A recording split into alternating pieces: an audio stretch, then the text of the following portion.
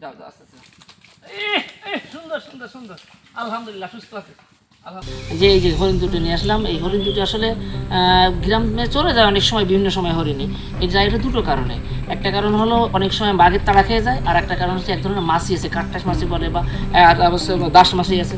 এদের আক্রমণের সময় অনেক সময় শেষ করে বাঁচতে না পারে, নদী ফাটি দিয়ে গ্রামে চলে যায়।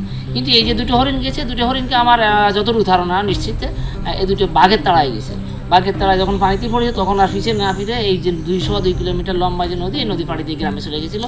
সুন্দরতলা গ্রামে যখন গেছে তখন এলাকার লোক দেখতে পাইছে, আমাদের সংবাদ দিছে, আমরাও গেছি, এলাকার লোকজন হয়েছে, আবার বৈদ্যমারি সংবাদ দিচ্ছে। বৈদ্যমারি আমরা সব 3টে বৈদ্যমারি থেকে এবং করমজল আর হচ্ছে স্থানীয় লোকজন যারা আছে তারা মিশে আর কি জোড়া ব্রিজ নামক একটা জায়গা, ওখানে আমরা যাই ওদেরকে আটক করতে সক্ষম হয় এবং সেখান থেকে উদ্ধার করে আনে আমাদের এই করমজলে অবমুক্ত করে। ইনশাআল্লাহ খুব সুস্থ সুন্দরভাবে আছে। এখানে হরিণ আপনারা দেখতে পারেন যে কত সুন্দরভাবে চলে গেল। এরা নতুন করে ট্রিটমেন্ট দেওয়ার পাশে প্রয়োজনে খুব সুস্থভাবে গেছে। এই যে হরিণগুলো গ্রামে চলে যায়, আগের তুলনায় মানুষ কিন্তু এখন অনেক সচেতন হয়েছে। সুতরাং আমরা এখন আরেকটু দিন দিন উন্নতি হচ্ছে, আরও উন্নতি হোক, বন্যপ্রাণীরা বেঁচে থাকুক, আমরাও যেন সুস্থ থাকতে পারি, এটাই আমরা সবার কাছে দাবি জানাই।